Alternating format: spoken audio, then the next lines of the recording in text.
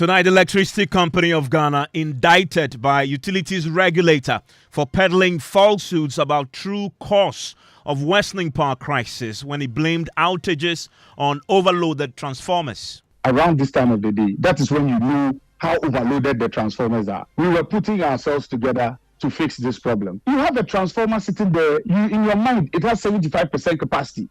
You go for routine servicing, you realize that it's now at about 95, 97. I keep saying there is no do so.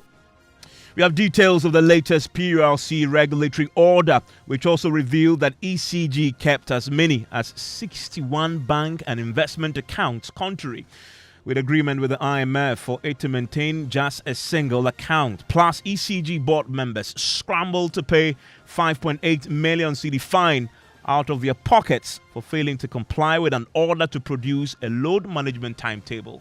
If PULC decides to impose this charge on the company, ECG will be the one to just pay it. ECG pays. It comes down to the revenues that they collected from you and I as ratepayers, and they'll use that same amount payback. That would have detrimental effect for the operations or the service that they provide the consumer.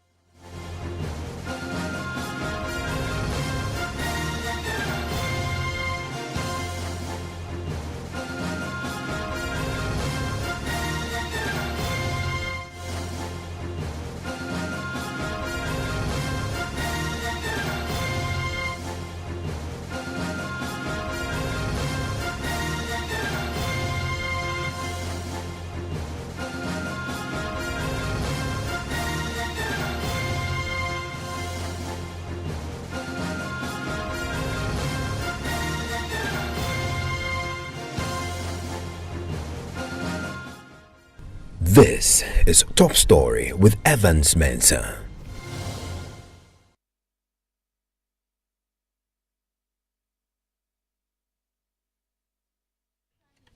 And this is Joy 99.7 FM. It is a major developing story. Exposed. The case of the Electricity Company of Ghana that has tonight been indicted by the utilities regulator PULC for peddling falsehoods about the true cause of the worsening power crisis. ECG had blamed the outages on 630 overloaded transformers across the country.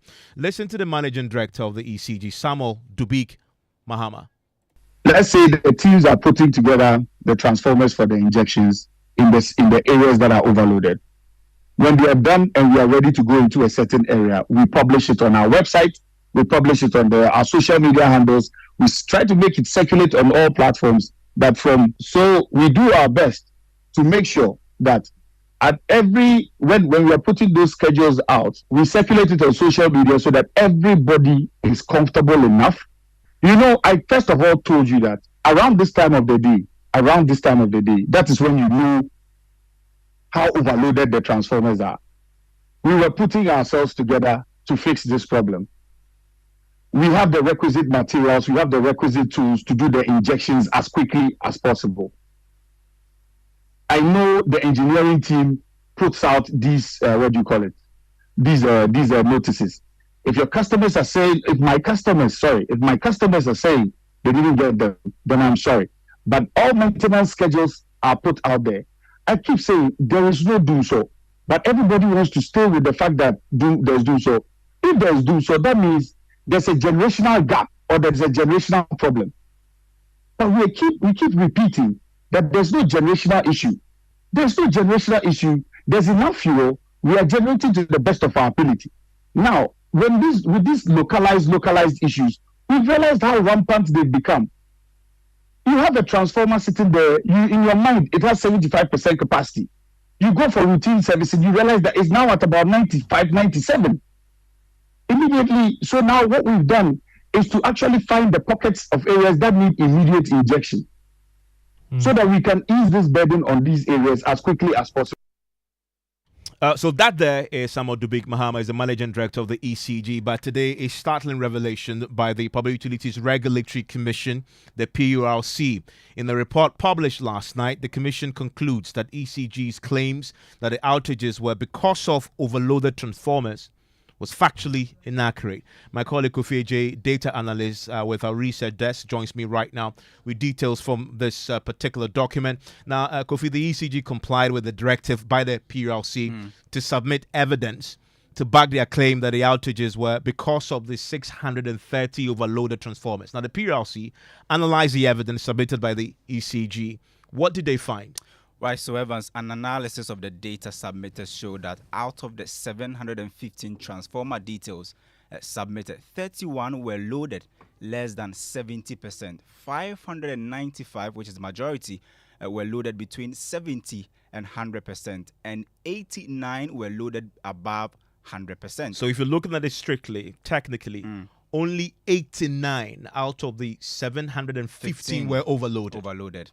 Now, the data also submitted by ECG was further compared to the total outage data provided by ECG for the period January to March 18, 2024. Now, the Commission established that 649 outage incidents occurred between 7 p.m. and 11 p.m. That's the peak time. And of these 649 outage incidents, only 3 were planned outages relating to transformers. And this is important because the ECG notice they put out that referenced the overloaded transformers talked about us expecting outages between 7 p.m. and 11 p.m., which is what the PLC is referring to. But PLC says out of those 647 outages that were directly, according to the ECG, related to the transformers, they only found that only 3 of these planned outages actually related to transformers. Absolutely. And then the analysis also showed that the majority of the outages between 7 to 11 p.m. were as a result of load management operation by Gridco and fault related to overloaded transformers. Now, faults unrelated to overloaded transformers. So it's as a result of Gridco and fault unrelated to overloaded transformers. Now, the ECG's attribution of the outages between 7 p.m. and 11 p.m. to transformer overload was therefore not factually accurate. Now, the causes of these outages are subject of investigation already being taken by the Commission. Okay, so the Commission is currently investigating. They've come to the conclusion that it's not because of overloaded transformers. Yeah.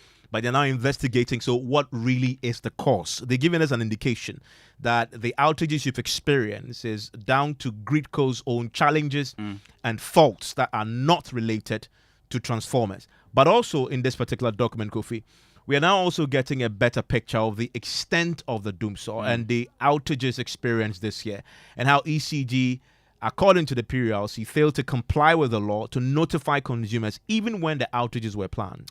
Well, so Evans, the Commission has established from its analysis of data submitted by ECG that there were 4,142 outages to consumers within ECG's operational areas between January and March 2024. That's the period under review. And that when we saw it, it's a jaw-dropping number. If 4,142 outages. Well, if you do the math, that's about 40 outages per day. 40 outages per day. Yeah, that's within the period under review. Now, out of this number, 165 representing 3.98%, which is not even up to 4% of the total outages were ECG's planned outages. Now, further analysis showed that out of the 165 ECG planned outages, 40 were supported by public notices, while there were no notices for the remaining 125 outages. Now, further, 38 out of the 40 notices did not comply with the requisite 3-day statutory notice prescribed under the regulation 39 of the LI 2413. Now, this indicates that in 163 instances of the planned outages, ECG did not comply with the law. Yeah, I mean, these are really startling numbers. Beginning to appreciate what really is happening across the country when it comes to the power outages. 4,142 outages in the space of 3 months. 3 months. January to March, recorded by the ECG that the PLC is now telling us about, with backing that with the evidence. Yeah. Now, we're also getting some clarity about the sheer number of bank accounts and investments operated by ECG, which has been a major concern for players in the power sector, especially as it relates to transparency with the cash waterfall mechanism. And we know that to be the pool of revenue from which all players in the value chain gets paid. Well, what are we learning there? Well, so Evans, let's go to the document put out by the PLC, and they say ECG submitted details of 61 bank accounts to the Commission, together with instructions to the banks to furnish the Commission with the requested details. Now, by the expiry of the deadline, the Commission had only received details of 36 out of the 61 accounts submitted by ECG. Okay, so 61 accounts they found. But this is important also because there is an IMF program that references bank accounts when it comes to ECG and how it manages revenues that it collects from all of us. What does that program say? We came to some agreement with the IMF on how we're going to organize the ECG accounts. Well, what does that say? Well, this is part of the new structural benchmarks that we reached with the IMF. Now, if you go to page 17 and 18 of the IMF Article 4 review, which is 2023, like a complementary, document to the IMF program, it states that the government updated the Energy Sector Recovery Program, which is the ESRP structural benchmark. It's a new one. Now, it lays out wide-ranging structural reforms to reduce shortfalls and settle legacy arrears.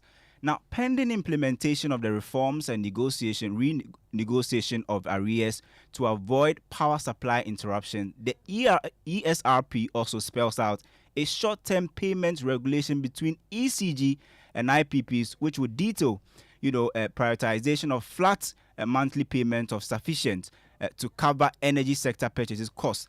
Now, if you look at page 18, which talks about, how ECG is supposed to comply with this. Now, according to the IMF, now the ESRP proposes to merge ECG's sub-account into a single collection account.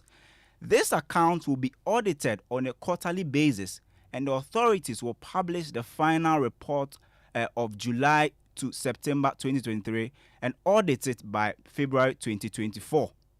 Now, this report will highlight audit findings concerning, purchase invoices, revenue collection from ECG customers, and disbursement to IPPs, SOEs, and fuel suppliers under the cash waterfall mechanism. So the agreement was that merge this into a single account so it can be audited. It makes it easy to reference, but also easy to track what is coming in and what is going out. PLC says they found 61 bank accounts. And even those bank accounts, they say that just over 30 of them have responded in terms of the details that they were requiring. But let's talk, since we're talking about cash waterfall, because that's really why the agreement was reached with the IMF to reduce the accounts into one. What did the PLC find when it comes to how the cash waterfall mechanisms has been handled by the ECG? We're learning a bit more about how much they owe, but how much they're left to pay in when it comes to what they were supposed to comply with from the PLC's directive. So the Commission was very categorical. According to them, ECG partially complied with the Commission's order by honoring its obligation under the cash waterfall mechanism. And in fact, this is under the Category B for March 2024. And we know that the cash waterfall mechanism has two categories. The Category A has the IPPs and B mostly state-owned enterprises which supply energy. Now, the amount of 444.3 million Ghana cedis will have to be paid by ECG for August 2023 to February 2024, however, remains outstanding. To meet the PRC benchmark collection ratio of 98%, ECG should have collected tariff revenue approximately 8.8 billion Ghana cedis based on the company's declared sales. Now, to satisfy the temporary measures agreed under the cash waterfall mechanism, ECG was expected to collect 7 billion Ghana cedis to be allocated to sector players along the electricity supply value chain, which is Category A and B. Now, Evans, however, the total tariff revenue ECG declared to the cash waterfall mechanism to be allocated to both Category A and B beneficiaries was 4.9 billion, Ghana cedis. And now, out of this amount, 446.3 million Ghana cedis to be allocated to the Category B beneficiary remains unpaid by ECG. Okay, and the PLC is now imposing sanctions. One of the key sanctions as it relates to the cash waterfall, they've now been ordered to pay 446.2 million cedis before or by 30th April 2024. Absolutely. Now, in the event of failure to pay the said amount on this date, the board members and management of ECG shall be held liable. In other words, they will be compelled to pay this amount from their own pockets. And so that's what the PLC is saying there in terms of the penalty imposed on ECG for partially complying with this directive. Now they have to pay 446 million into the cash waterfall. If you don't do that by 30th of April, the board members will pay themselves. Then also there is the failure to comply with the bank statements. There's a penalty that has been imposed. No, so Evans, that failure to submit details of all bank accounts to the commission by the stated date, the commission hereby imposes an initial regulatory charge of 3,000 penalty units on ECG in accordance with the regulation 45 of the LI 2413, amounting to 36,000 Ghana cedis. And they don't stop. They didn't stop there on this particular one, because as we now know, this 36,000 they have to pay it by the 22nd of April. Yeah. And this is just next week. They have less than 6 days. They have less than 7 days for them to pay this amount. Now, if they fail to do this, for every day that the requested details remain outstanding, the ECG shall pay an additional regulatory charge of 3,000. So this is going to increase if they fail to meet this particular detail.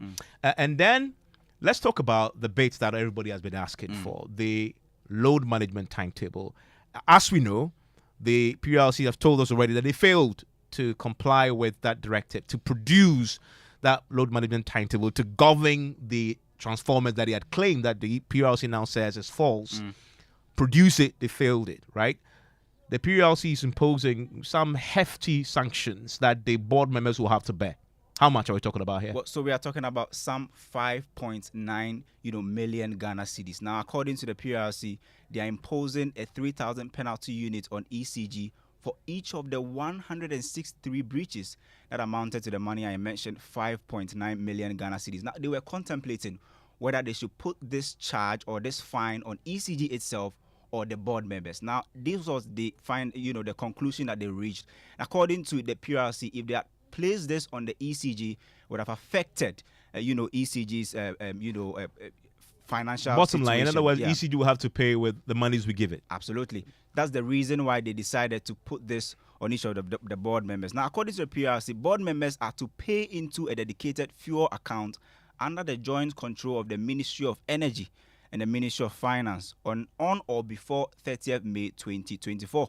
Now, the Commission will validate compliance in tandem with the cash waterfall validation report and periodically regulatory monitoring. That's according to the PRC. Oh, there's a lot there to unpack when it comes to what the PLC has done today with the ECG and the sanctions they've imposed and the findings that they basically told us on truths when they told us that the outages you're experiencing was largely down to transformers. I want to bring in Ishmael Ejukumhene, and the Ishmael Ejukumhene is a commissioner at PLC, but also executive director of KITE at the Kumasi Institute of Technology, Energy and Environment. I am also delighted to say that I've been joined by Dr. Kwabena Donkor, who is a power minister, former power minister under the John Mahama administration. But I want to start with Mr. Ejukumhene, because he definitely has more insight into this than any of us do, and I'm grateful that Mr. Ejukumhene, you can join me on this conversation. I see your signature as part of the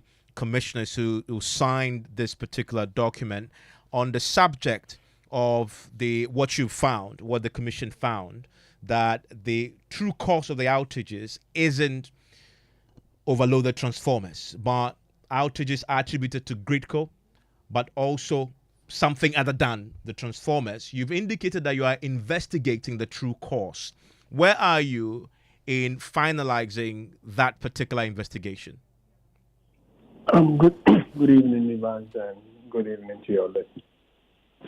So, as order in the total of 130 transformers.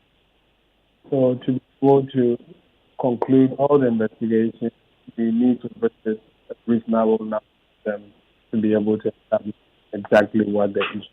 So, they continue to be under investigation. I'm sure pretty sure before maybe the end of this will be in a position definitely come out with things. But I guess the issues are here in the from what Gridco and ECG themselves are saying. They appear to be blaming each other, but Gridco was the first representative of Ministry of Energy, and ECG also responded. So it's quite clear that it's got something to do with load management, which is out there. But our issue was that we were surprised when we heard about the 630 transformers because we hadn't been told by ECG. And so we demanded further and better particulars, and then they provided the information, spent a little resources to go around, and we didn't kind of confirm what they had told. So we decided, if you look at the order, it's said solidly in law with the relevant. Well, unfortunately, we're having this interruption with your line. I'm going to call you on a better line, hopefully, so we can hear you. But meanwhile, I want to bring in Dr. Kwamna Donko. Doc, give me your reaction to this report by the PULC. Well, it's...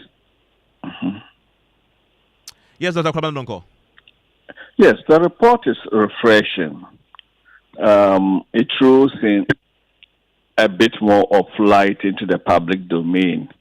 But that is not surprising to some of us who have been in the industry.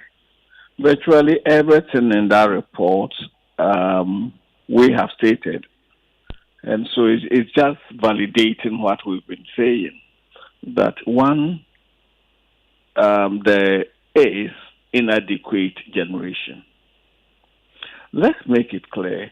If you say you are blaming Gridco, putting it on Gridco, Gridco does not generate. Gridco is a transmission utility. For lack of a better expression, I say Gridco is a kayayi. Gridco will only carry the load that is being given. We have two major generators in this country, VRA and IPPs, independent power producers.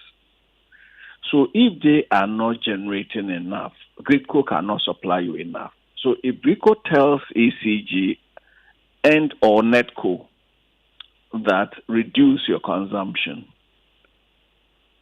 you reduce your uptake, and they don't, Gridco is forced to come in to do it for them. Other than that, there will be a systems collapse.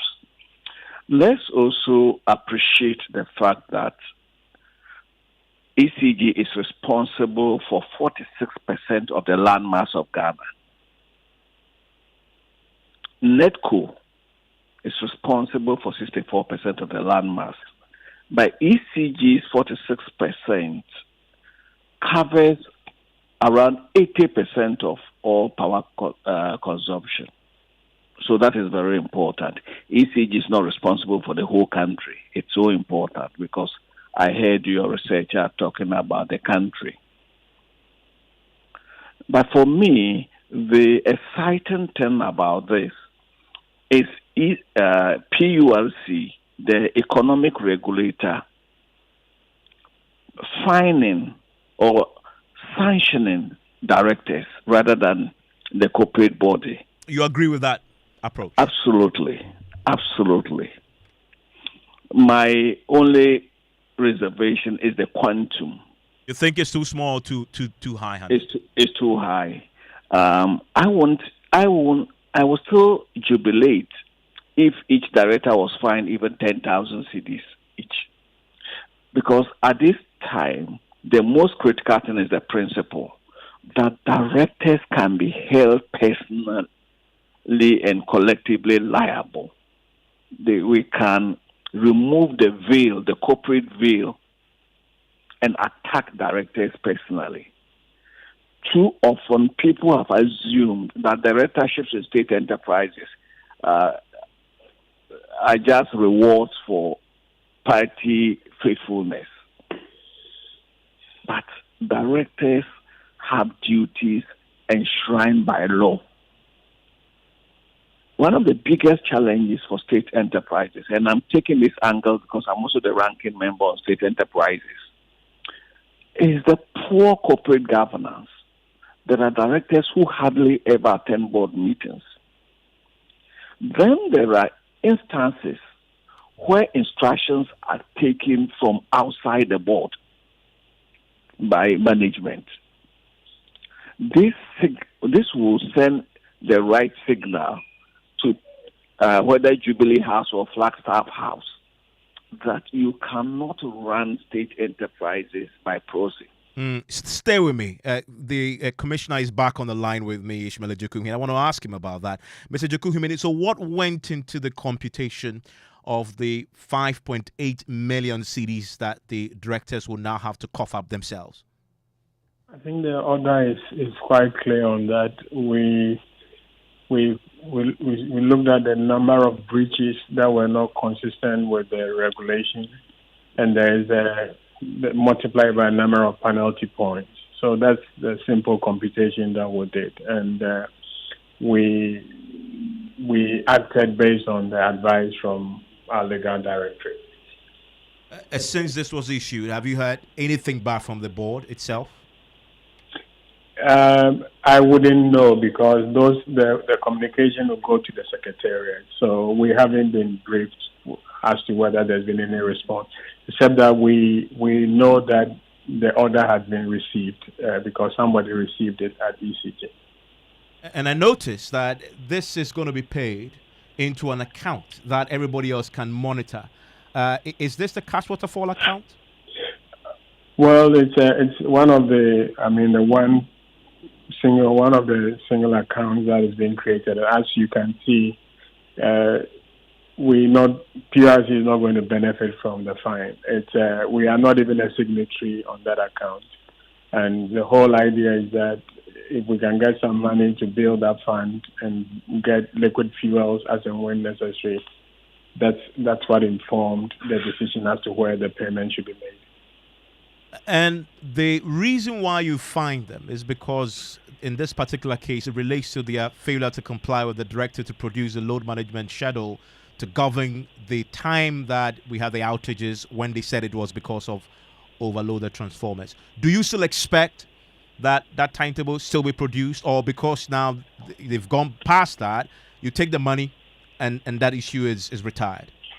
Yeah, so we as part of the regulatory monitoring, it's an ongoing monitoring exercise that we do. The reason why we zoomed in on the 630 was because of the public statement the managing director made. We needed to very quickly step in to understand what was going on. So if that is not an issue, then what it means is that reason is not tenable. So we need to really get to the bottom of the problem so that we address the problem. And I'm curious on the subject of the true cause of the outages that we saw. You've said factually it is not because of overloaded transformers. You found that was factually inaccurate. In other words, what you're telling us is that ECG lied to us. Is there any penalty for that? Yeah, it's part of the sanctions. If you provide false information to the regulator.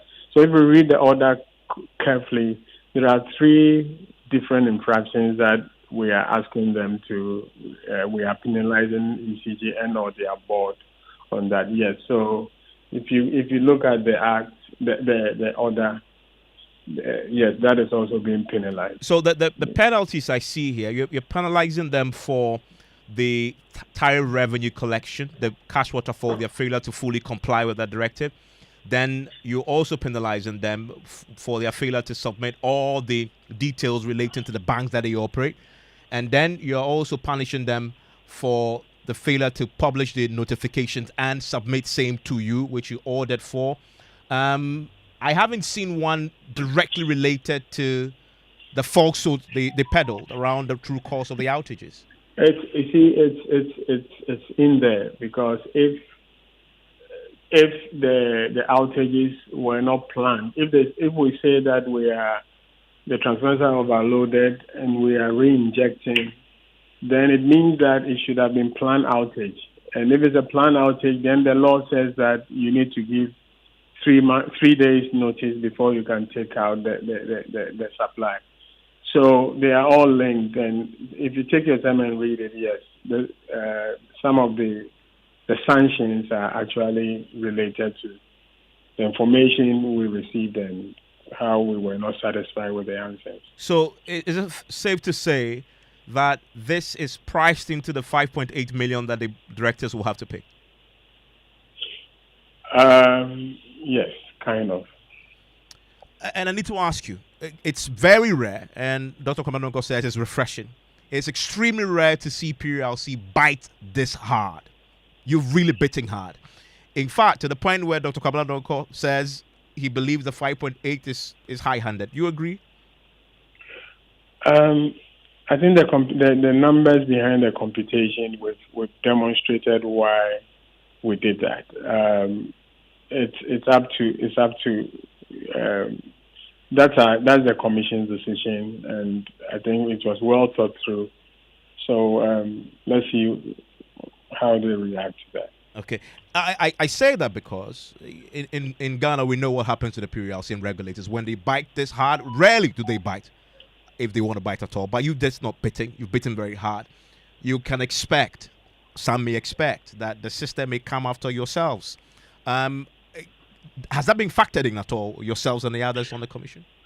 Evans, yes. I mean, we knew it was a difficult job when we were asked, and we remember some of the things that we were told when we were swearing in, that we have a tough work. So there's nothing personal. I mean, that we are just enforcing the law, and we need to be sure. We need to make sure that the right things are done. It's nothing personal, and I mean, whatever happens, we've signed up to do this work as regulators. You anticipating, are you not, that the political system will react to this? I mean, I wouldn't even try to get into their minds. But if what we've done, it's based on law, so. Dr. Kamnadonko, you are a politician through and through.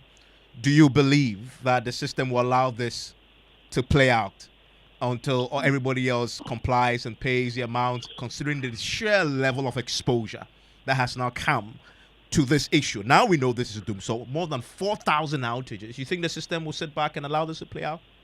Well, I don't know what you mean by the system. Oh, the Are you political talking system. of the executive? Yeah, the arm executive. of Yes, government? yes, the executive arm of government. PULC reports directly to the office of the president. It's part of the executive arm, and I doff my hat off for PULC for insisting. Yes, as Ajikumine said, it was based on the penalty points, but PULC can have the discretion. Instead of 3,000 penalty points, they can lower the penalty points. I want to see how this plays out. ECG directors can appeal. They can appeal to PULC for mitigation, or they can even use the courts.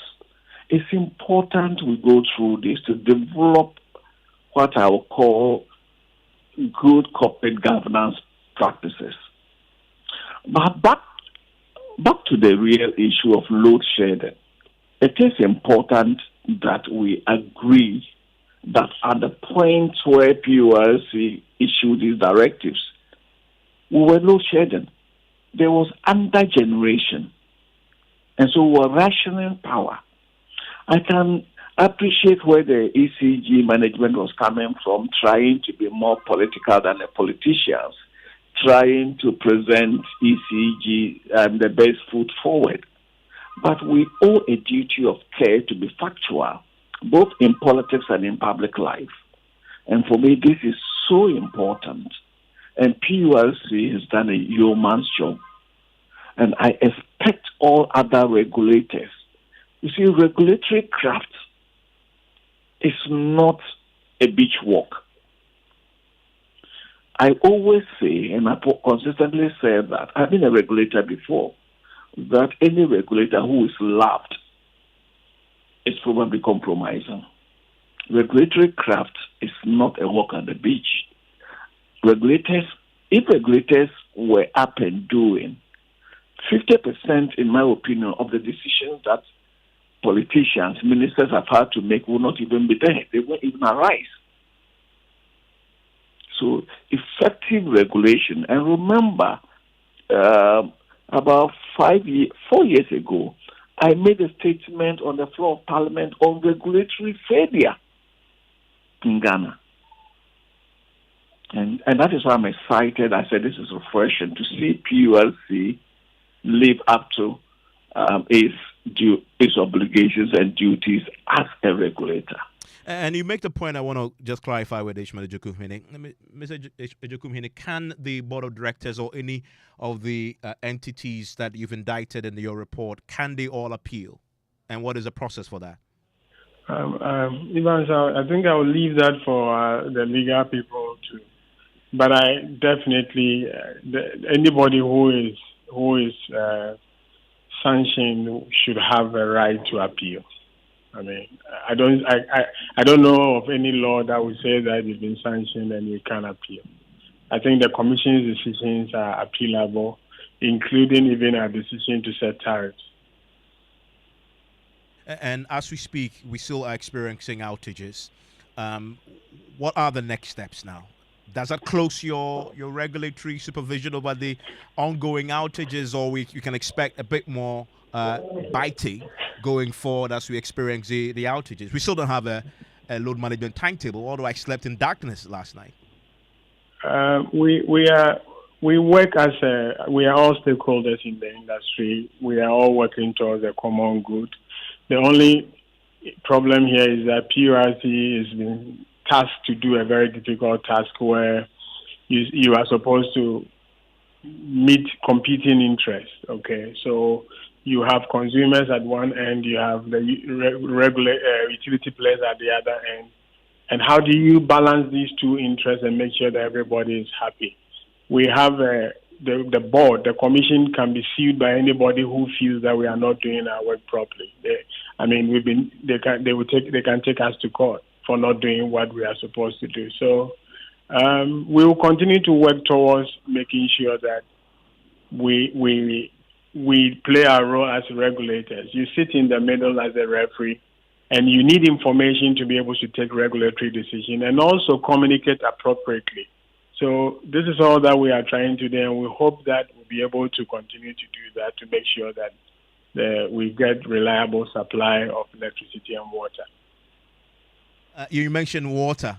Many today saw your tough stance on the ECG and asked, well, for areas still experiencing intermittent supply of water, sometimes doesn't come at all, there's no notice. Are we going to see a similar stance taking on the water supply situation by the PURC, and how soon? I'm sure we are almost close to finishing the energy issues. We'll turn our attention to water, but all the regulator needs is sufficient information. And then once we get the information, and we need to put out the relevant information out there, I mean, we wouldn't have got into a sanctioning regime, but for everything that has happened within the past couple of weeks. Thank you very much. And that day is Ishmael Ejokumhene. He is a commissioner with the Public Utilities Regulatory Commission, also the executive director of KITE, and that is the Kumasi Institute of Technology, Energy and Environment. Earlier you heard Dr. Kwabena Donko. He's a former power minister and member of the Energy Committee. Still ahead, the Public Utility Workers Union today have a strongly worded statement out about what they call the recent abuse of its Ashanti East Regional General Manager of the ECG. We'll tell you what they've been saying. Plus, we'll hear from Dr. Steve Mattel on the unfolding issues in the energy sector on the back of the PURC strongly worded report that we've just been detailing for you over the last 30 minutes or so. You want to stay with us for that. And we'll also hear from you. Also tonight on News Night, Attorney General's office begins processes to extradite former CEO of Maslock, Sedina Tamaklo Ationu, to face justice following a 10-year jail term handed by the Accra High Court.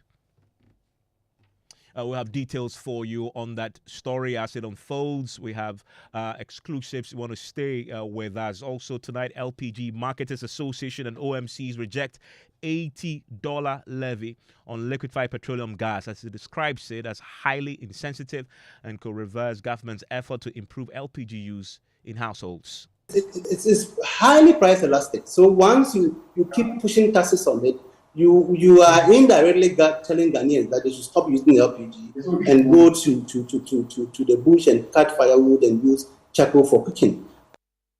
More from the energy front as leadership of the Concerned Drivers Association calls the bluff of the Transport Ministry, daring the police to arrest them for charging unapproved transport fares. We that give them the directive, those are the people that they need to arrest. So they should look for you, the leaders, and arrest you. Exactly so. And our finding this is not a problem. If they don't know, I can give my GPR address, my house address, my workplace address. Anytime, anywhere, they can come and arrest me. We'll also hear from some drivers. Because patrol you have to miss more than 2 years. Yeah, 2 years. They say you 2 months. Say you pay for a month for fair. Yes, you boka.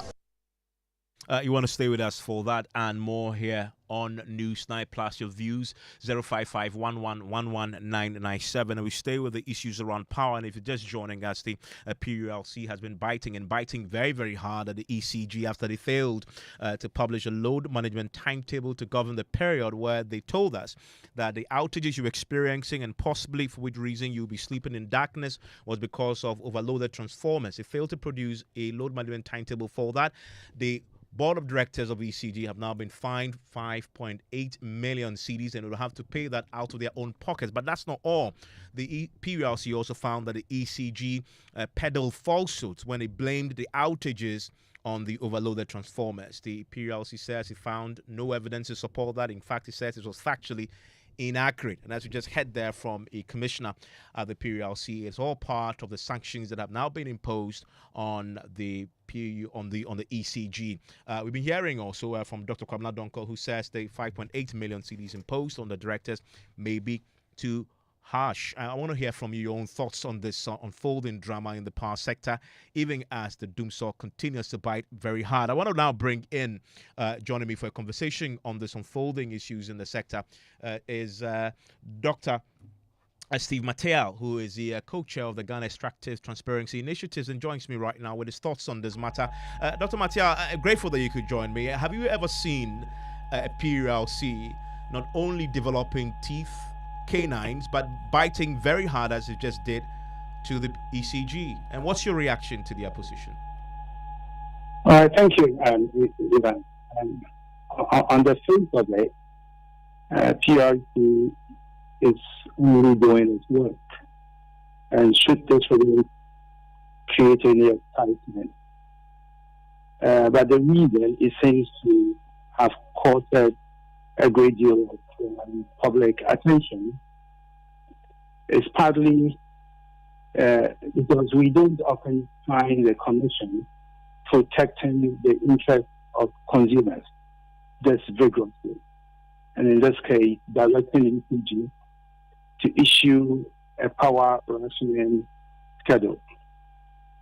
Now, another reason the issue has caught so much attention is the open defiance of ECG and the company's insistence that it is not studying law against all the abundant evidence that has been thrown into the public domain, suggesting that we are in a load shedding situation. You see, there is a political dimension which makes it difficult for ECG to admit what seems obvious to all of us. You see, the president has said doomsaw will not happen under his tenure, and that he reserves the legacy of doomsaw for former President Mahama. How then does he, the appointee of the president, turn around to admit that we are in doomsaw? Making such admission will hurt the MPP's fortune in the upcoming election, no doubt about that, and will hand over a campaign message to the opposition. And so you find ECG openly defying the regulator without fear of any consequence. And, I suspected that they were not going to comply with the directors to produce a load management schedule. And that was pretty evident in the minister's own comments on the matter. So you can see that the ECG management seems to have political backing for their action. And that is why we are where we are. When we decide as a people to do politics with power, we make it difficult for proper things to be done to ensure that we are able to enjoy power sustainably. We heard from Dr. Kamadonko, who believes that the 5.8 million CDs imposed on the board of directors is too high. Do you agree? Yes, it's not just that it's too high, but I'm wondering how the PURC is going to enforce that decision. How they're going to collect that money. And I sincerely believe that the directors will not comply. Why do you say that? You see, the point I make is that there's a political twist to what is happening. And so I suspect that at some point, the powers that be will step in. We shouldn't forget the fact that the ECG management was put in place. At least the managing director was put in place by this president. And it's the same president who put the PRC together, the commissioner. And so if there is infighting or interagency fighting, of course, I suspect that the political powers that be will step in at some point, and it won't come to a point where this hefty fines will be exacted from the director. I'm grateful that you joined with your thoughts there. That is Dr. Steve Mattel. He is the co-chair of the Ghana Extractive Industry Transparency Initiative, sharing his thoughts on what has been unfolding all day between the PURC and the ECG, and still on the subject of energy. I want to bring you details of a statement that has been issued by the Public Utilities Workers Union, and this specifically has to do with ECG workers. As you know, the ECG has been on a revenue mobilization drive, and as we reported it yesterday, broke the news yesterday that it's Ashanti East Regional General Manager was arrested by the police on Friday after the ECG task force from Accra had disconnected the Kumasi Technical Institute for owing 1.2 million CDs. As we now know from the university itself, that it's actually not an accurate picture, because they have remained current and paid all outstanding bills, but that 1.2 million remains legacy debt that the government should pay, and that's part of the reason why that now has been restored. But the manager was arrested, and a statement has now been issued by the workers who are protesting this, and they make the point that they strongly condemn what has happened, and that, quote, it is important to state that the ECG has been given the mandate to distribute power and collect revenue, and since it still operates a credit system, staff of ECG and members of the union shall continue to send demand notices and disconnect customers who refuse to pay for electricity consumed as per the rules of engagement stipulated by PURC. The National Union is strongly against the tendency of persons who wield political power using it to oppress or harass public servants who are carrying out their official duties. We wish to use this opportunity to admonish our political office holders to use tact and decorum in dealing with public servants who are carrying out their legitimate official duty. And that was signed there by the General Secretary of PU, the Public Utilities Workers Union, Michael Dumata-Nyantichi, who spoke to us. We feel that this is very unacceptable. This is somebody, a public servant, doing his official work. And this is not the way he has to be treated in a situation like this. And we think this is most unfortunate for a political authority, a whole regional minister, to take such an action against a public servant who is doing his legitimate job. It is a clear case of abuse of power, and we strongly condemn this kind of act by political office holders. And that there is Michael Yantichi, is the General Secretary of the Public Utilities Workers Union. So live your news night is on Joy 99.7 FM. And I want to take you to the courts now, where the Attorney General's office is beginning processes to extradite former Chief Executive of Maslock, Sedina Tamaklo-Ationu, to face justice following a 10-year jail term handed by the Accra High Court. Now, Sedina Tamaklo-Ationu was today handed a 10-year jail term for stealing, money laundering, causing financial loss to the state, and committing government to lose huge sums of money. Now, the former head of operations of Maslock, Daniel Axim, was also sentenced to 2 years imprisonment in hard labor.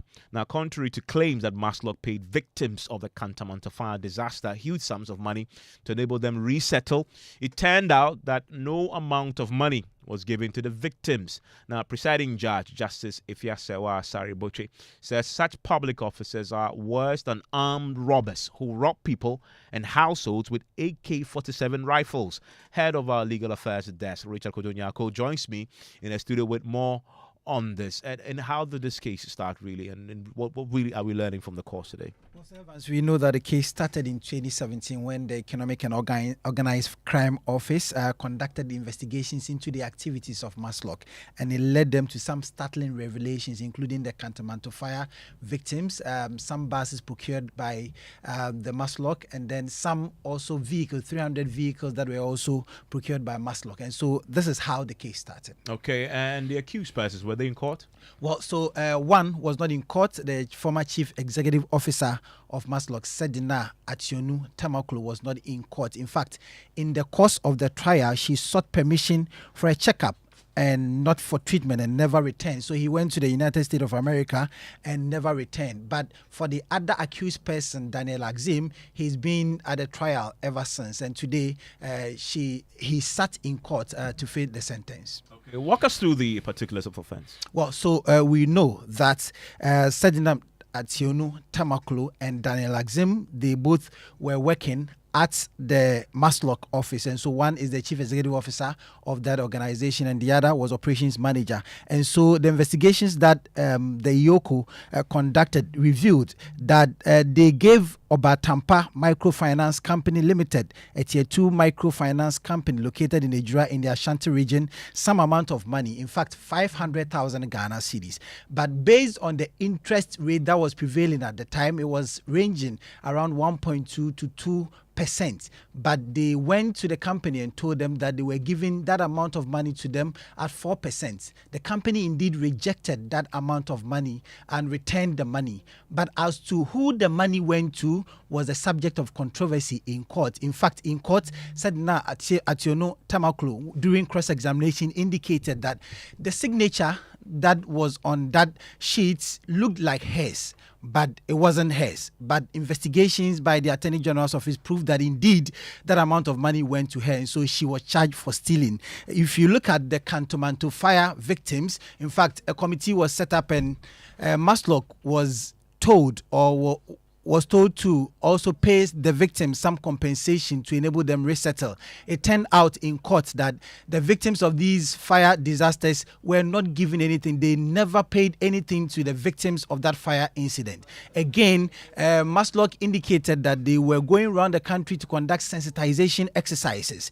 In fact, in court, they failed to prove that they conducted such an exercise. Not even a picture or even their regional officers could even tell the court that indeed that exercise took place. So, Evans, we are talking about 90 million Ghana cedis that has been willfully caused to the state. And so that is 90 million Ghana cedis. And so pretty shortly, I will tell you what the judge has decided. Yeah, I mean, because that leads us directly there. From what we understand, the judge was furious. Very, very furious. In fact, I could sum up her words in some strong terms that if an armed robber comes to your house, the armed robber in Ghana, per her practice, in fact, she began as a prosecutor and then later became a high court judge and then a court of appeal, a justice of the court of appeal.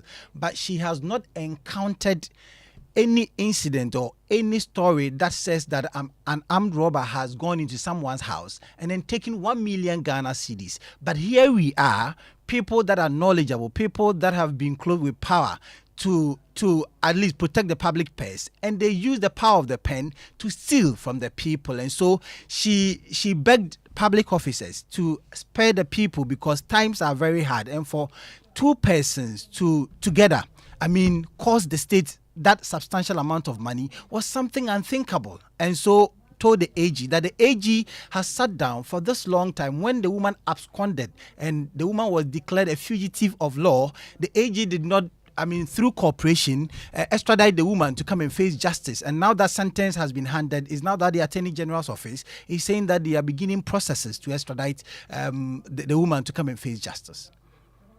But what is refreshing is that she should be brought down to face the sentence.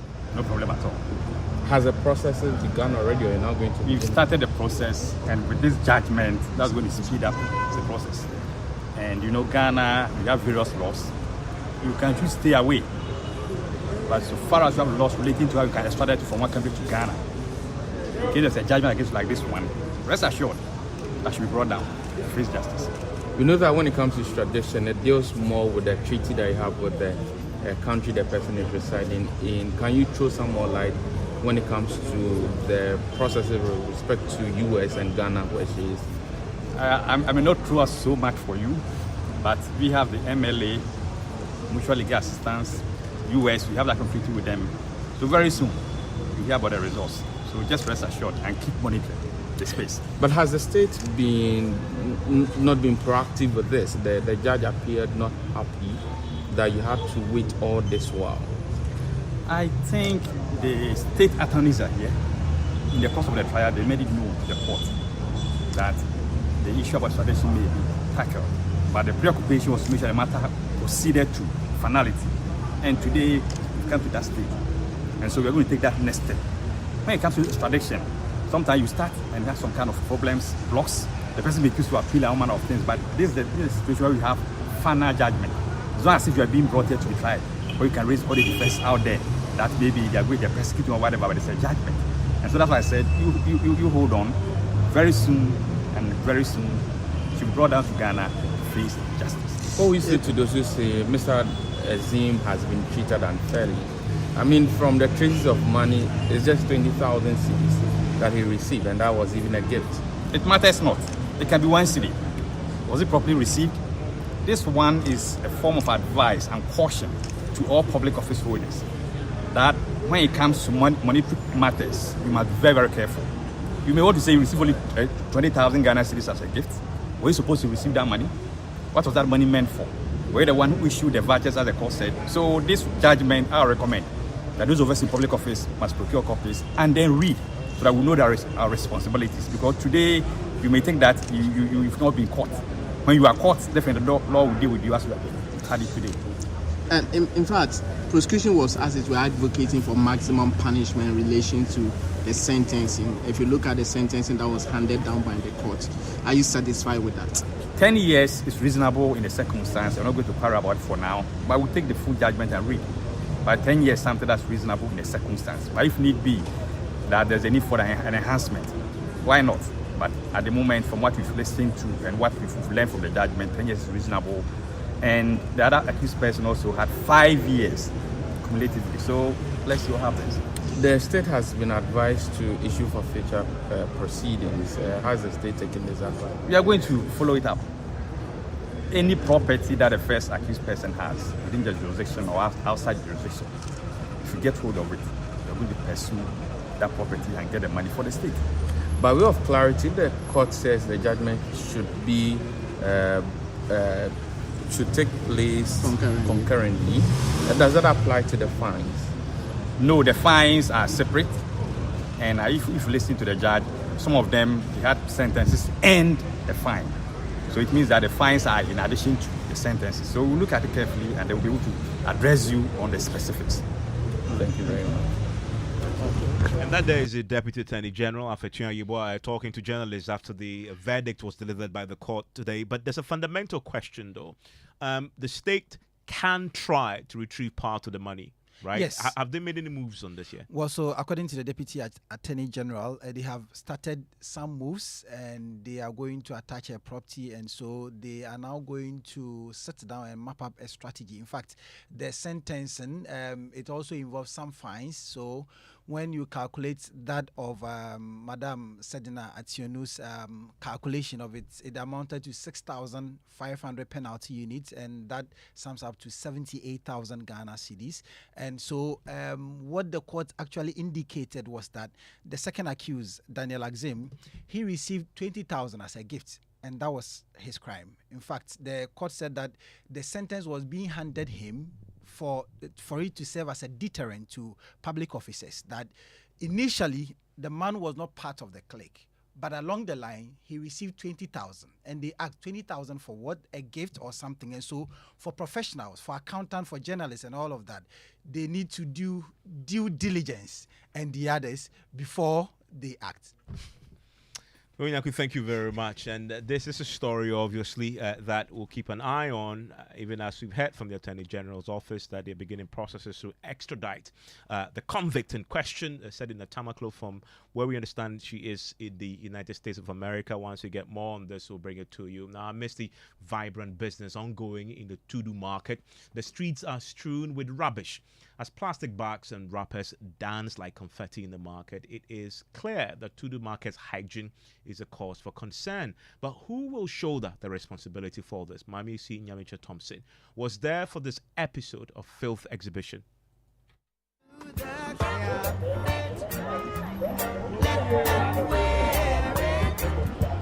The Tudu market is abuzz with activity.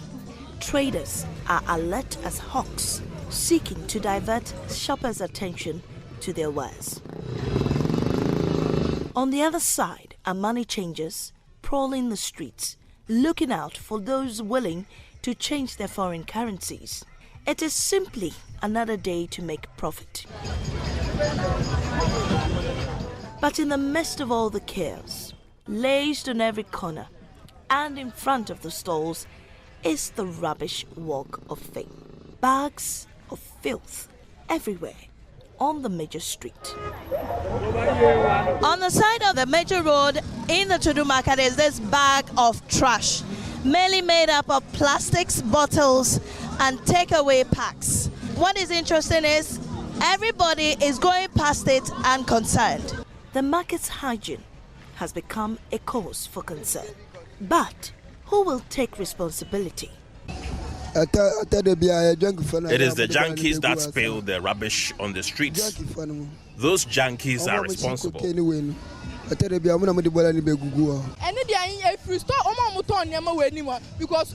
store owners are responsible for the filth in the market. What they do is, at the end of business, they push all their rubbish out on the streets.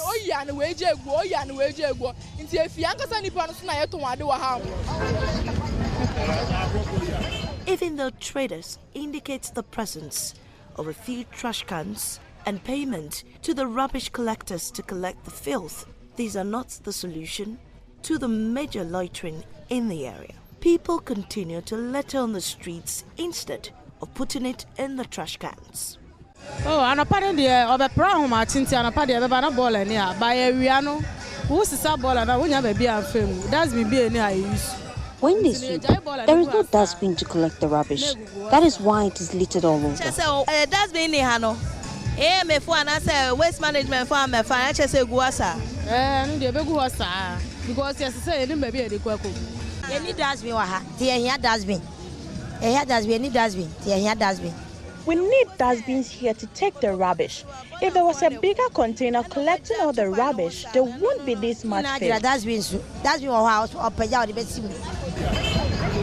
Well, until city authorities enforce sanitation bylaws, the plastic bags and wrappers will continue to be scattered about like confetti, posing a threat to the environment and the health of people in the market. Until the next episode, this is Mamisi Nyamiche Thompson for Filth Exhibition.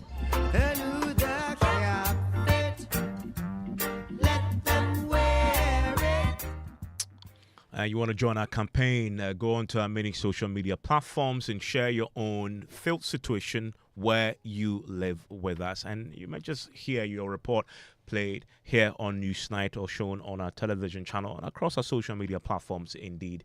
This is Newsnight on Joy 99.7 FM. Right after business, LPG Marketers Association and OMCs reject $80 levy on liquefied petroleum gas as it describes the levy as highly insensitive and could reverse government's efforts to improve LPG use in households. You want to join us for that right after we're done. We're business with James Ishan. Hello, James. Hi, Evans.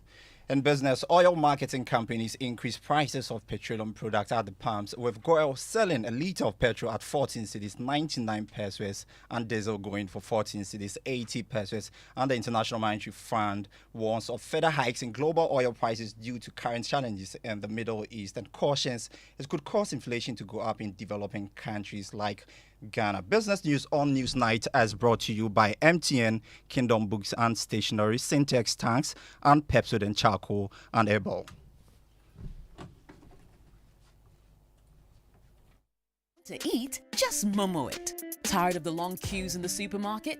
Pay with Momo. When you really want that beautiful new blouse, just Momo it. When you want to get a trim and get fresh to impress you know who, just Momo it. When you need to pay your utility bills and domestic staff, Shani Momo. When you want to send love to the family back home, send some Momo. Join the millions of MTN Momo users all over Ghana and live life the brighter way. So just Momo it. MTN.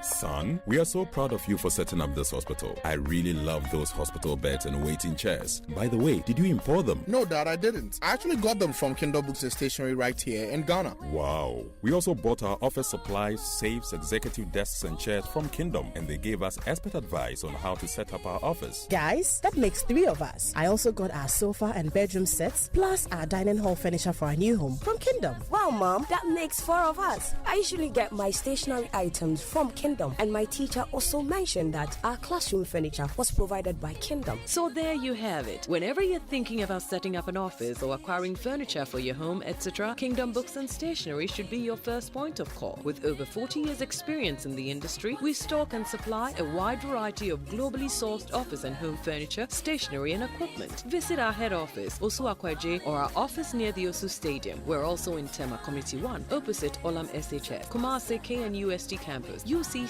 Cape Coast, and now at the Marina Mall, Airport City. Or call us 0302 764101, 764209, or 762792. Visit our website www.kingdomgh.com. Hello, Auntie Araba. Hey, Bugger, how are you doing today? I want to buy Pepsodent Cavity Fighter, but I don't have enough money. So what are you going to do? Can you give me the big size? You know, as for me, I'll pay the balance later. Today, no credit. I haven't sold much this morning. If you don't have enough money for the big size, why don't you try the 120-gram pack? There's a 120-gram pack? Introducing the new Pepsodent Cavity Fighter in 120-gram pack size. More affordable and convenient. Get yours today from any supermarket near you. Every smile matters. This advert is FDA approved. Hello, my name is Mami Akua, an entrepreneur and a mother of 2. My work keeps me busy most of the time and sometimes it takes me away from my family. But the safety and health of my family is very important to me. As a working mother, I cannot afford to take any chances when it comes to matters of health. That is why I signed up for a family health care plan from Equity Health Insurance. My family and I have access to over 700 hospitals, clinics, opticians, dentists, pharmacies, and diagnostic centers across the length and breadth of Ghana. With Equity Health Insurance, I no longer have to worry about medical bills. Anytime a member of my family visits a hospital, Equity Health Insurance has got my family and I covered. What about you? Who has got you covered? Call Equity Health Insurance on 050-660-7910 and talk to them about your family health needs now. Visit equityhealthinsurance.com for more information. Equity Health Insurance, here for you. There There is time for everything, including exclusive breastfeeding by mothers, which starts within the first 30 minutes baby is born till the time the child is 6 months old. Grandma, Grandpa, husbands. let's all come on board Good Life and insist that our child takes only breast milk for the first 6 months. No food, no water, no gripe water. Breast milk has all the nutrients the child needs to grow strong and healthy. So I ask, how is your good life? Remember that exclusive breastfeeding for 6 months is best for baby, and good growth starts with right nutrition at birth. Good Life, live it well. It's an everyday thing. Good Life from Ghana Health Service and partners with support from USAID.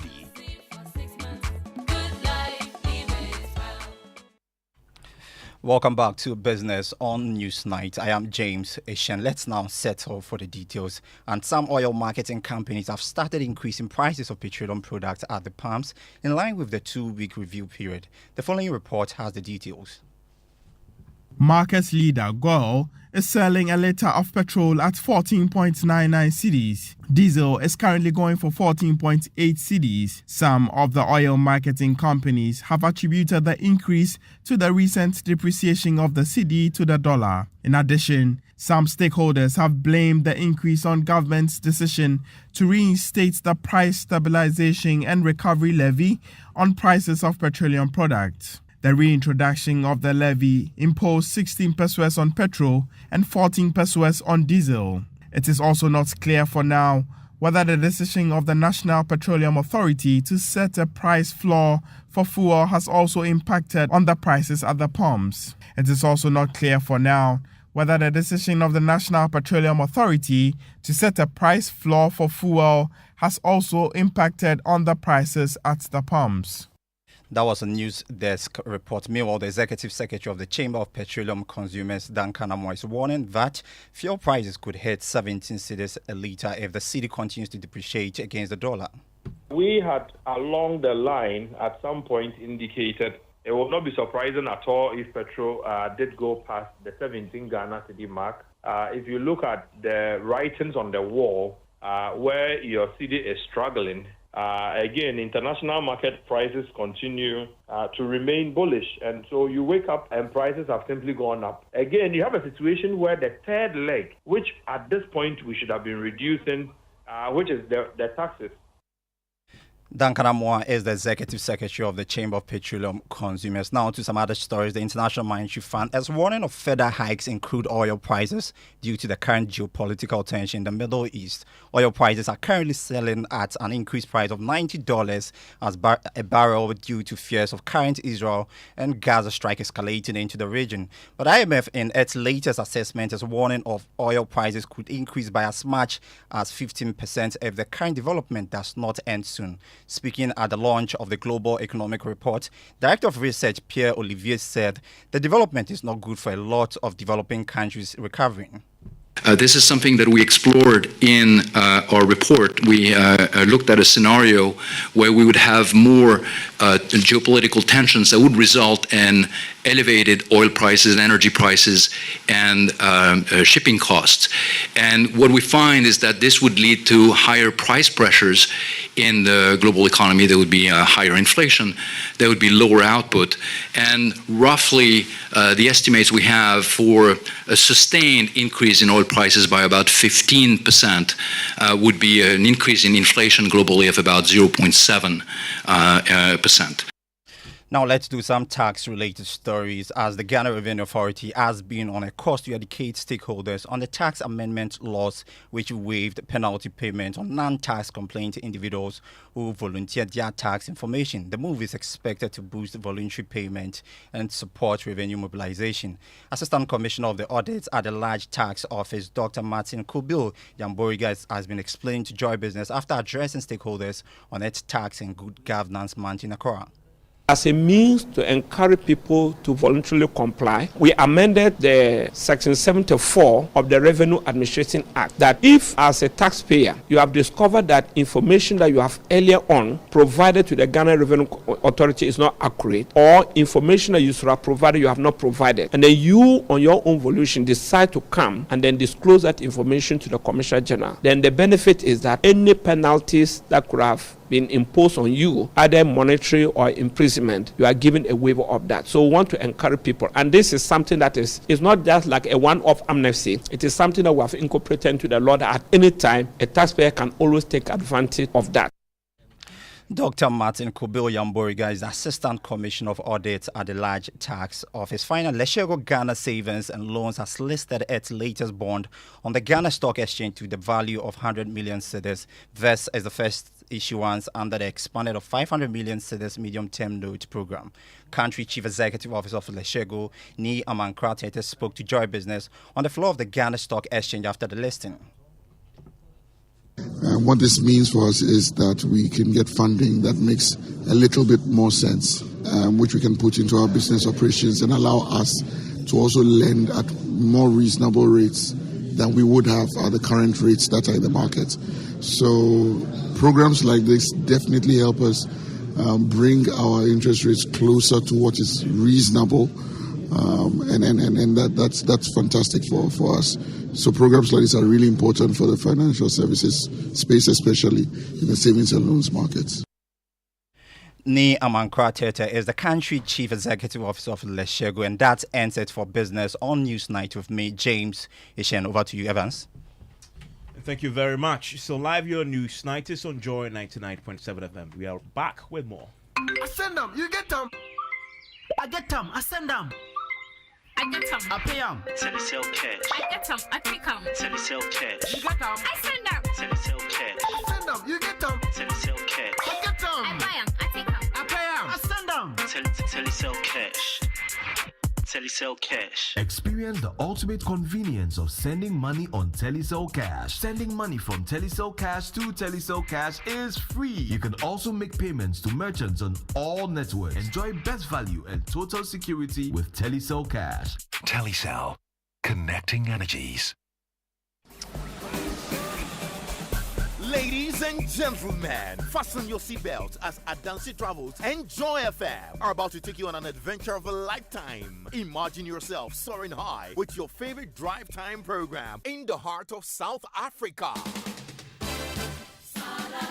Starting from the 3rd of June, join me, Lexus Bill, and the Drive Time team as we dive into the soul of South Africa. Starting at an exclusive promo rate of $1,390, you get to choose your adventure. Whether it's the urban pulse of Joburg or the thrilling Sun City, we've got you covered. But wait, there's more. Be part of history and join us at the Legends and Legacy Ball at the Santin Convention Center, celebrating the iconic Yvonne Chaka Chaka. Call Adansi Travels now on 0595 500 817 or visit www.adansitravels.com to secure your spot. Remember, it's more than a journey. It's an experience that will stay with you forever.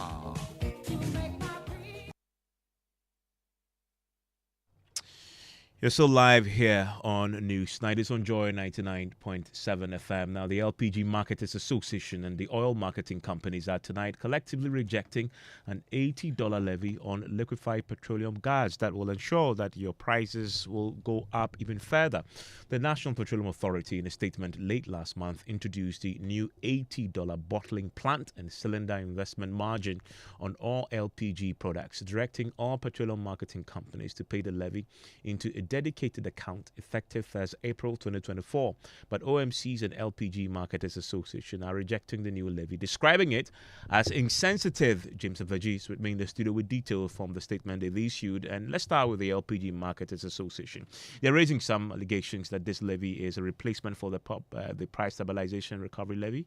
Yes, Evan. So they start by first breaking down the components of this $80. They say $44 out of that is going to the bottling plant and $35 is allocated to the cylinder investment margins. They say that when the price stabilization and recovery levy was in place, they charged some 14% per litre as levy at the pump, but this has been replaced by the new levy, which translates into some 1 cedi 20 pesos per litre at the pump. Okay, and what are the demands of the MPA? They said that the government's, first of all, their main objective of introducing the cylinder recirculation model in 2017 was to make sure that at least 50% of Ghanaian households revert to using LPG by 2030. Their fear is that this may not be achieved because this new levy, for instance, will again lead to increase in LPG prices at the pump. They say, for instance, your 60 kg cylinder, which you fill at approximately some 100 cedis, and 14.5 kg, which sells at around 240 cedis, would increase by some 7.5%.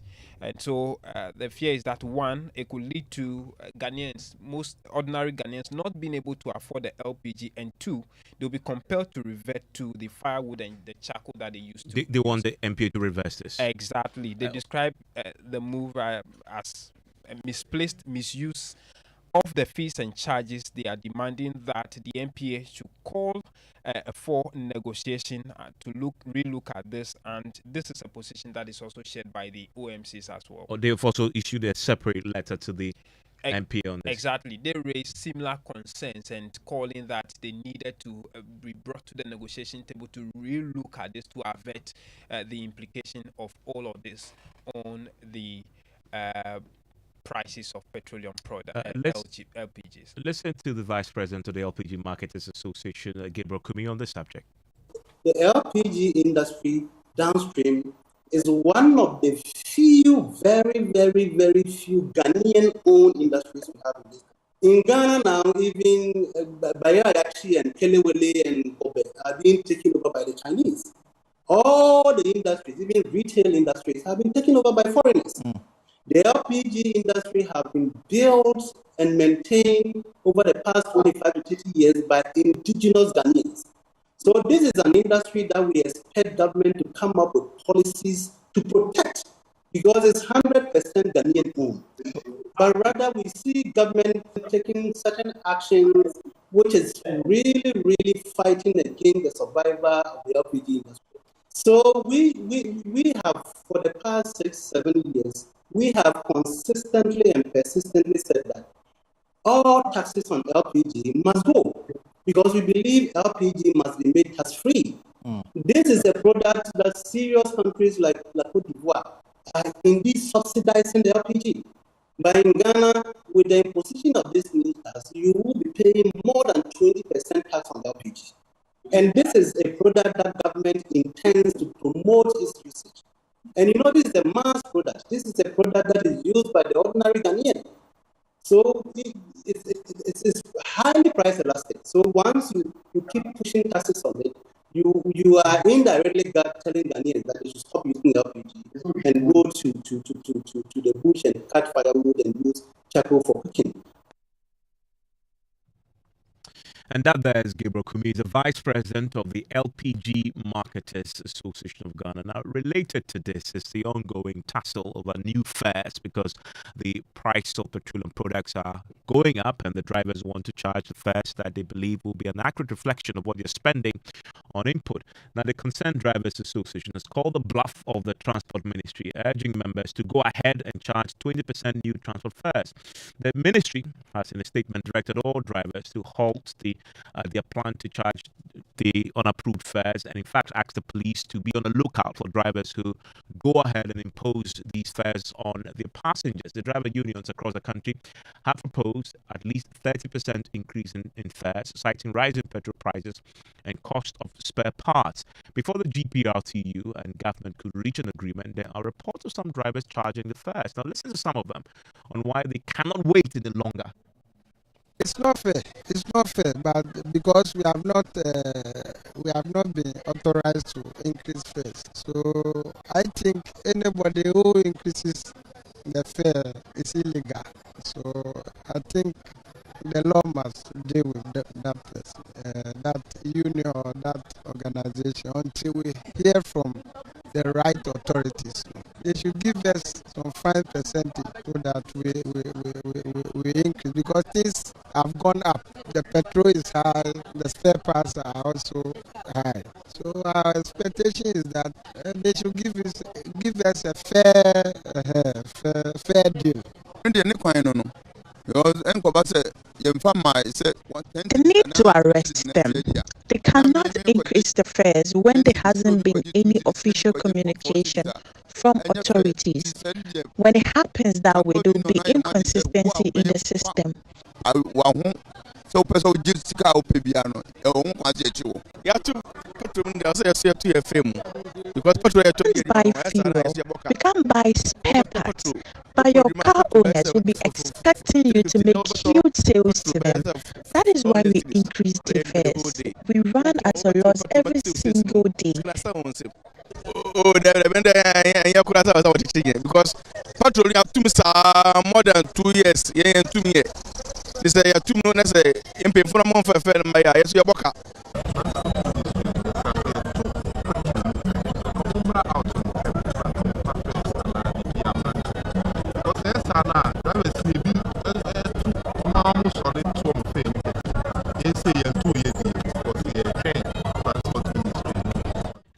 Well, some drivers there, and there are mixed views there. I want to bring in the David Agbado, who's the national PRO of the Concerned Drivers Association. You're going to be part of the meeting tomorrow. I want to bring him in right now. Thank you, David, for your time here on News 9. So you saw the directive from the Transport Ministry to the police that they should be on the lookout for drivers who are charging unapproved fees. The intention there is to arrest them if they find them. What's the situation as we speak? Have any of your members been arrested? No. Okay. Because the directive is not from the Ministry of Transport. I saw the statement. It's from where? We don't know. We are doing administration. If a letter is from one administration going to administration, there must be a reference number that tells you this is the fee for 10 or 100 letter going to this administration. It is not there. When they say it's from this office, like a letter from our outfit, Concerned Drivers Association of Ghana's outfit, you have my secretary number or my chairman or myself, my number or my signature behind it. Ask or check very well the letter out there. That who is the signature? Who is the signatory to that letter? Do I hear you say that as far as you're concerned, then you're going ahead to charge new fares? Exactly so. We are charging the 20%. We started it on Saturday. We still continue taking it. Are you in this meeting tomorrow? We understand have been called to try and negotiate an outcome, a fare that will be fair to all parties. Joy, this is joy, isn't it? Yes. Let me make it clear to every Ghanaian that there is no anywhere in the Constitution that tells us that if we are about to increase transport fare, we should go to the Transport Ministry.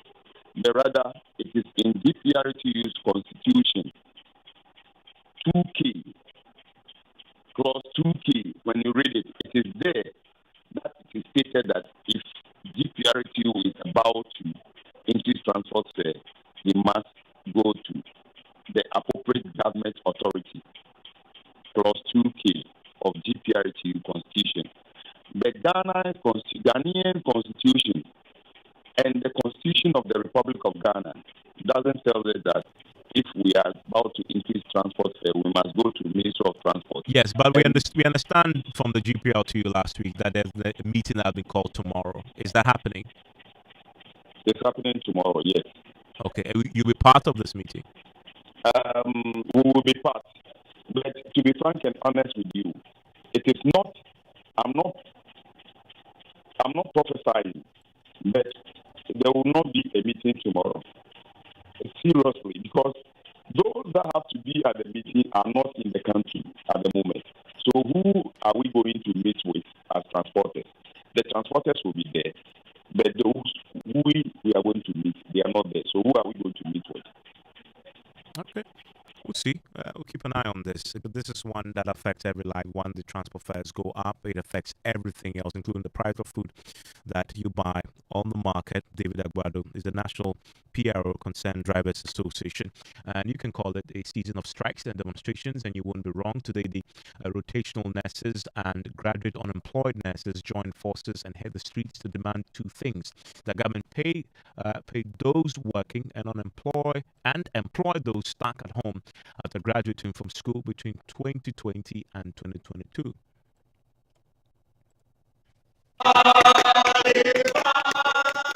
Well, this morning they took their frustration to the streets, making stops at the health and finance ministries as well as parliament, where petitions were presented to the respective bodies. Listen to Sarah Mensah, a spokesperson for the Graduate Unemployed Nurses and Midwives Association, and Anthony Ameble Kwame Jr., president of the Rotational Nurses and Midwives Association.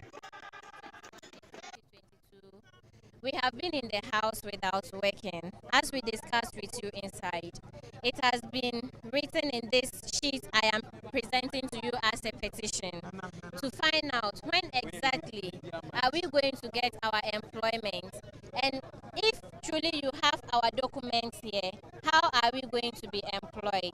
While the finance ministry, they got this reaction from the public relations officer of the ministry, Emmanuel Bwachiansa.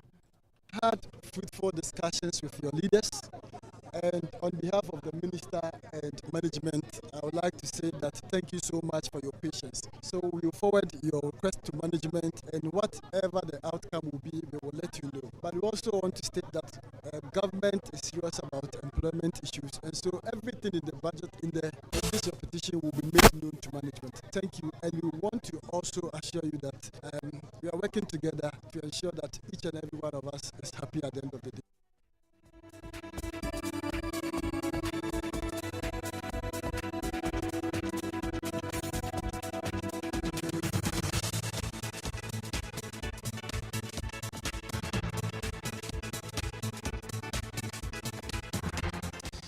And that's it for News Night tonight. And you can join the Geek Squad right after I'm done. And Peps is here with what to expect. Hello, Peps. Hi, Evans. Good evening. What are we looking forward to? We are going to have a part 2 of our conversation last week. We want to continue the conversation on how we can use AI tools to enhance our office work. Okay. Yes. You wanted me to join that conversation. I probably Yes. should, because I do nothing without one form of AI or the other. Mhm. Join the team.